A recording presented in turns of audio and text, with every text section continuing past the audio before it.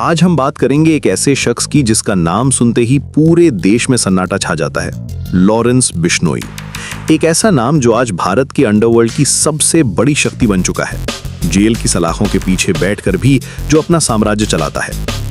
12 फरवरी 1993 को पंजाब के फाजिल्का जिले के दुतारावली गांव में जन्मा बलकरण बरार, जिसे दुनिया लॉरेंस बिश्नोई के नाम से जानती है। एक हिंदू जाट परिवार में पैदा हुआ ये लड़का जो बिश्नोई समुदाय से ताल्लुक रखता था, वही समुदाय जो प्रकृति संरक्षण और अहिंसा के सिद्धांतों पर चलता है। कितनी विडंबना है कि आज वही लड़का हिंसा का पर्याय बन गया है। लॉरेंस का बचपन किसी आम बच्चे जैसा नहीं था। उसके पिता हरियाणा पुलिस में एक कांस्टेबल थे, लेकिन 1997 में नौकरी छोड़कर खेती करने लगे। परिवार के पास 110 एकड़ जमीन थी। लॉरेंस की मां सुनीता ने उसका नाम हेनरी लॉरेंस के नाम पर रखा था क्योंकि वो गोरा था। स्कूल के दिनों से ही लॉरेंस को महंगी घड़ियां और जूते पहनने का शौक था। गांव के गरीब बच्चों की मदद भी करता था। 2010 में लॉरेंस चंडीगढ़ आया डीएवी कॉलेज में पढ़ने के लिए। यहीं से शुरू हुई उसकी असली कहानी। पंजाब यूनिवर्सिटी में लॉ की पढ़ाई के दौरान वो स्टूडेंट पॉलिटिक्स में एक्टिव हो गया। Student organisation of Punjab university यानी SOPU में शामिल हुआ। यही मिला उसे गोल्डी बरार, जो आगे चलकर उसका सबसे करीबी साथी बना। लेकिन 2011 में लॉरेंस की जिंदगी हमेशा के लिए बदल गई। उसकी मंगेतर काजल को कुछ अपराधियों ने जिंदा जला दिया। काजल भी उसी कॉलेज में LLB की स्टूडेंट थी और स्कूल के दिनों से लॉरेंस की क्लासमेट थी। इस घटना ने लॉरेंस को तोड़ दिया और शायद यहीं से उसके अंदर बदले की आग भड़की। 2010 से 2012 के बीच लॉरेंस के खिलाफ चंडीगढ़ में कई FIR दर्ज हुई। Attempted murder, trespassing, assault, robbery, ये सब स्टूडेंट पॉलिटिक्स की देन थी।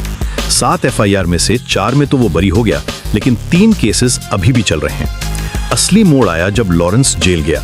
बुरेल जेल में उसकी मुलाकात हुई आर्म्स स्मगलर रंजीत दुपलन और गैंगस्टर रॉकी फजिल्का से।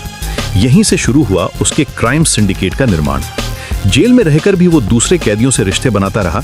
बाहर निकलने पर आर्म्स डीलर्स और लोकल क्रिमिनल से जुड़ाव बढ़ाया।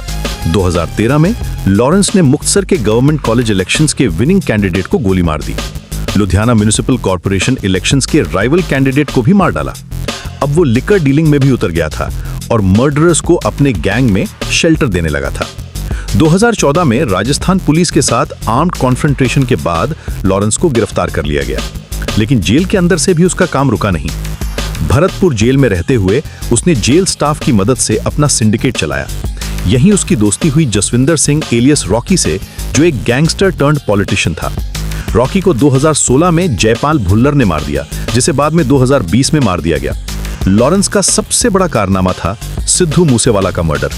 29 मई 2022 को पंजाब के मानसा में सिद्धू मूसेवाला को गोलियों से भून दिया गया। लॉरेंस का एसोसिएट गोल्डी बरार, जो कनाडा में बैठा था, उसने इस मर्डर की जिम्मेदारी ली।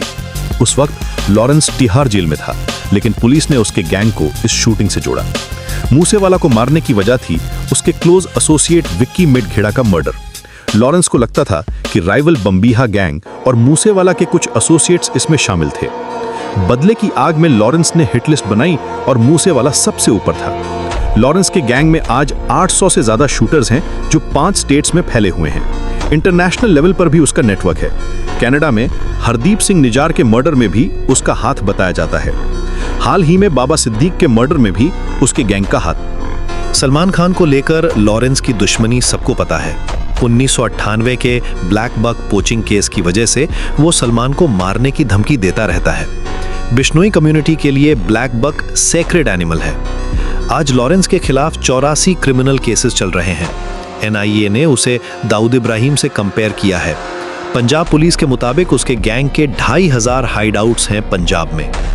कनाडा की गवर्नमेंट ने उसके गैंग को टेररिस्ट एंटिटी घोषित किया है। जेल में बैठकर भी लॉरेंस अपना एम्पायर चलाता है। इल्लीगल कम्युनिकेशंस के जरिए अपने एसोसिएट से कांटेक्ट बनाए रखता है। उसका gang extortion, murder, drug trafficking सब कुछ करता है। बॉलीवुड और बॉलीवुड के स्टार्स को धमकाता है। लॉरेंस बिश्नोई की कहानी एक कॉलेज स्टूडेंट से इंडिया के सबसे खतरनाक गैंगस्टर बनने की कहानी है। आज भी साबरमती जेल में बंद ये शख्स अपनी दहशत फैलाता रहता है। उसकी कहानी दिखाती है कि कैसे गलत राह पर चलकर एक इंसान अपनी और समाज की जिंदगी बर्बाद कर देता है।